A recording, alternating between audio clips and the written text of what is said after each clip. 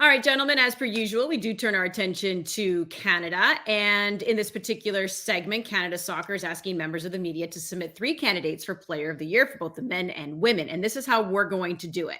Oliver and Gareth are going to give their 3 candidates for the men, the women, and then they're also going to give us their winner. Wheels, you better give us a winner.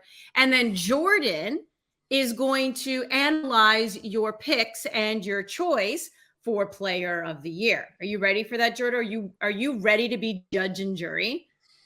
I think so. Okay, because the pressure's on, my friend. Ollie, let's begin with you. Give your candidates for the women and your winner, please. Women's national team. Okay, well, I'll go 3-1 in order. At number 3, I've got Jessie Fleming. I think it's Jessie Fleming's team now. I think that's beyond doubt. Best 11 at the CONCACAF W Championship in the summer. I think she had another excellent year. Co-led the team with 5 goals as well. Like I said, this is the centerpiece of the team now. This is the player I think they build around, whether it's in that central midfield role. I think it could increasingly even be as a number 10 as well, as an alternative to Christine Sinclair in that position. Fleming, I think, is the present and the future of the team and had another outstanding year. So the fact that she's at 3, I think, shows there's some strong candidates. At number 2, I've gone with the goalkeeper, Kaylin Sheridan. Thought she was excellent all year long. Had some big gloves to fill, obviously, following the retirement of Steph LeBay, and I think Sheridan has absolutely thrived. Again, I look at the W Championship as the main part of the year for this team. Thought she was excellent at that tournament, and particularly in the final in a game Canada didn't play well, probably their worst performance of the year. She kept them in that game and really gave them a chance to get something from it. Ultimately, not quite enough. And then number 1, this one was pretty straightforward for me this year, to be honest with you. And, you know, there's some very good players that have been left out on my top 3 when you look at Lawrence, Buchanan, you know, players that maybe you just take for granted a little bit because of their excellence and maybe, you know, could easily be on this list. But for me, number 1 has to be Adriana Leon. I thought she was Canada's best player all year long. 5 goals. Just we've been talking for a while about the need for a wing player, an attacking midfield player who is truly consistently dangerous, not just in terms of, you know, the one-on-one game and creating goals, but scoring goals as well. And this year, Adriana Leon became that player, earned the move to Manchester United. I thought she had a brilliant year and has gone from a player who we all kind of looked at as a super sub to now being cemented, I think, in Bev Priestman's lineup.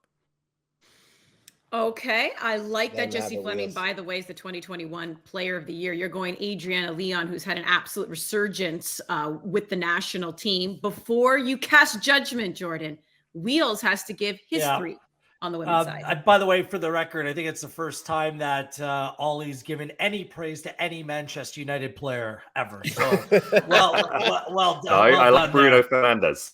Yeah. I actually had Leon and Sheridan outside my top 3. They were my 4 and 5 respectively. Interesting. Okay. Number 3, Julia Grosso.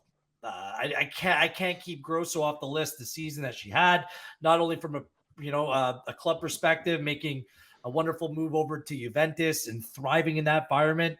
She won the CONCACAF Golden Boot Award and was in the best 11 for the W Championship. And I think largely we base, these votes about how you fare for Canada in the top competition. This was our biggest competition of the year, and Grosso was an absolute star in that competition. I do have Kadisha Buchanan in my top 3. I'm going to put Buchanan at number 2. She won the Champions League yet again this year for her club side, and that has to have value. She had the second most minutes for the Canadian women's national teams this year as well. And my number 1 is Jessie Fleming. Jessie Fleming's my winner. 41 appearances with Chelsea, winning the Women's Super League as well as the FA Cup. Another player who was in the best 11 at the W Championship as well.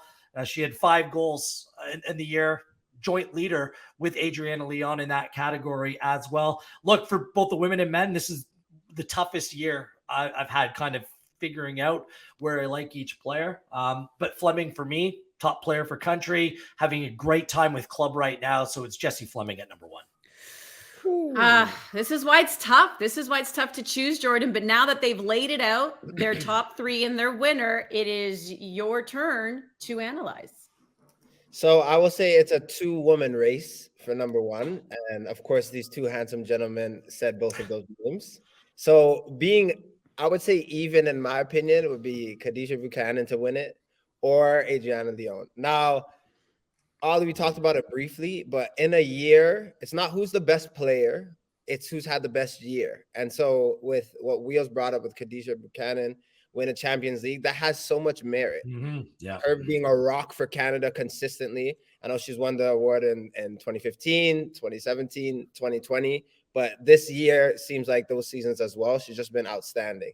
So she has to be up there as well. But I gotta love the rise of the little Mississauga native. I know she moved to Maple and Adriana, but she's been one of the most exciting players that I've enjoyed watching. And she just had an outstanding year and seemed that every time Canada played, she came to play and showed up in big moments and scored beautiful goals as well. And I agree with Ollie. It's nice to have a player or winger that is going to come and contribute consistently for the national team. So I think it's between those two. Other players balled out, but I'm picking either Khadijah or I'm picking Adriana.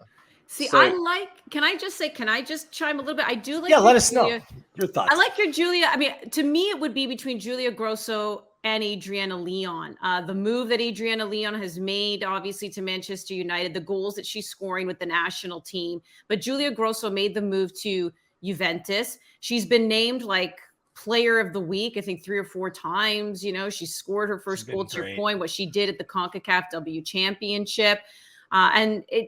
And I love that we can have this debate because the women are doing incredible things everywhere. And I think Khadijah, to your point, winning Champions League does carry a lot of weight. I think she's just needed some more time. I think a little bit with Chelsea here. You know, I've been able to watch some of those games and she's still looking good and plays a full 90 a lot, but it just seems a little like getting used to a new team. So not as dominant as she was with her previous, team. Because I think she's just getting to everything's new for her, right? New country, new team, new league.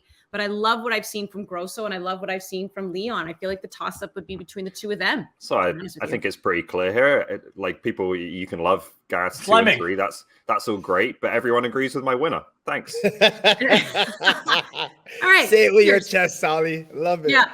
All right. So that's the debate around the women. You at home can have that debate around the dinner table with family and friends. Let's turn our attention to the men. Wheels, this time you're going to go first. This was incredibly difficult. I haven't submitted my votes yet, by the way, and this is subject to change. This is tough. I have 5 candidates as well, not making my top 3. Alphonso Davies, not making my top 3. But he's been injured a lot. That's I okay. know, but he scored the goal at the... It's okay, Wheels. It's okay, buddy. Tajon Buchanan doesn't make my top 3. Okay. Oh, no, that's Wow. Crazy. So my top 3, Jonathan David is going to come in at number 3 on my list. Scored 4 goals for Canada, on fire for Lille as well. His goals when, Davies was out, along with Kyle Larin. I mean, this is the reason why Canada made the World Cup. His contributions were outstanding. So I can't believe he's number 3. I might have to put him higher on my list. But at number 2, I have the Iron Man of the Canadian men's national team and defender of the year for CF Montreal, Alistair Johnston. How do I not have Alistair Johnston in my top 3? A glue player within this team. He had an incredible year. Dream move to Celtic. He's now, I think he's gone beyond Bruce Wilson for the record of consecutive games played for Canada as well. He's been an absolute Ironman and rock in this Canadian men's national team. As of right now, my top player is Stefan Eustáquio, both for club and country. And I think that it highlighted how much different Canada is without him when he couldn't play in that final game against Morocco. This guy was vital. I mean, he missed the game against the United States in World Cup qualifying, but this guy was just an absolute stud. And seeing his growth and him turn into a regular starter and goal scorer in the Champions League for FC Porto, just the leap that he has made. He's 2-time Canada Soccer Men's Player of the Month over the course of the calendar year. I have a really hard time not making Eustáquio my Canadian Men's Player of the Year. Okay. Ollie, the floor is yours. Well, I'll say first of all, and this applies to the women's picks as well, that although we do account for club and international form in this award, I tend to weight it much more to what they've done in a Canada jersey. This is the Canada Soccer Players of the Year. So I'm kind of more 75-25 weighted towards international performances. And for that reason, I also do not have Alphonso Davies in my top 3, just because, he missed the second half of World Cup qualifying. And that's a big chunk of the matches we're looking at here in terms of judging these performances. It's so hard. It's tough for sure. He could easily be in there, no question. But number 3, I've gone with Jonathan Davids, and it's almost purely based on what he did in January. I think that was the single most important window in terms of Canada qualifying for the World Cup. And he was absolutely magnificent. Brilliant goals against Honduras and El Salvador, the assist against the United States.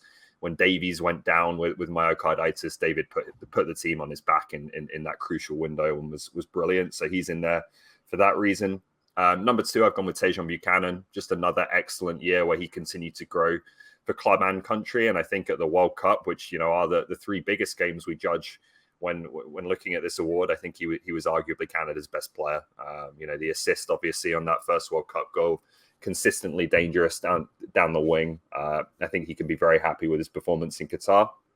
And number 1, we agree. I think it's got to be this year, Stefan Eustáquio. Wow. Again, but based not just on what he did with his club with Porto, where there was a fantastic rise, becoming a key player in a Champions League team, but just for me, more days than not, being the best player on the field for Canada. I think if you watch back that game against Belgium in particular, obviously before he got injured against Croatia, this guy was incredible in that game. Absolutely magnificent. And I think that was really the standard he set all year long in central midfield. I thought he was tremendous for Canada this year and really has become the centerpiece of that team. Mm-hmm.